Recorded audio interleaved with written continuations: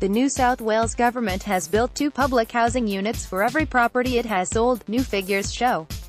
More than 900 government-owned properties have been lost and replaced by 1647 since 2014, figures obtained by Labor under Freedom of Information laws revealed.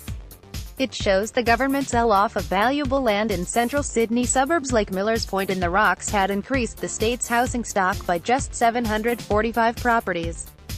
The waiting list for government housing is 10 years in parts of the state, with a shortfall of more than 55,000 properties. The Family and Community Services (FACS) figures show the government last year rid itself of 357 properties. That includes 282 sold to private buyers and 72 turned into community housing. Meanwhile, 522 new dwellings were built. The properties were sold off to increase the housing stock by redirecting the funds from sales into constructing more affordable homes in the outer suburbs and regional areas.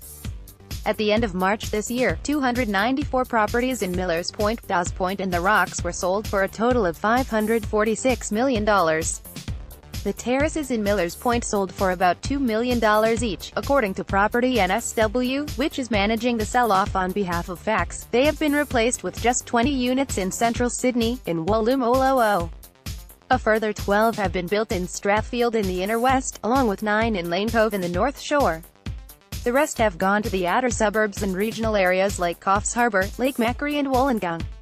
Social Housing Minister Prue Goward said the Millers Point, Dawes Point and the Rocks properties were aging, tired and not fit for purpose as social housing. We have been able to build new, modern, RE homes with every single cent which has been raised from the sales, she said in a statement to the New Daily on Monday. Ms. Goward said the Millers Point properties would fund more than 1,500 new homes, or about 4 or 5 new homes for each sold.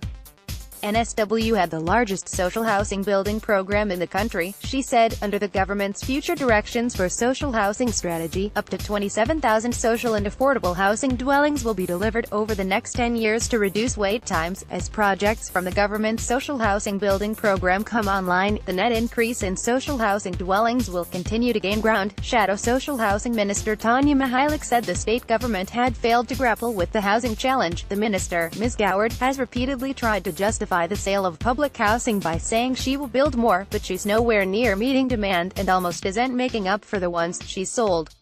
Ms. Mihalik said in a statement on Monday, "It's economically irresponsible and short-sighted to rely solely on existing housing sell-offs to fund future public housing, but that's what the Barragilian government is choosing to do." The iconic Sirius building, overlooking the Sydney Harbour Bridge in the Rocks, is also up for sale after a lengthy battle to save it. Homelessness. NSW pointed to ABS census data released earlier this year, which showed homelessness had increased from 28,191 in 2011 to 37,715 in 2016.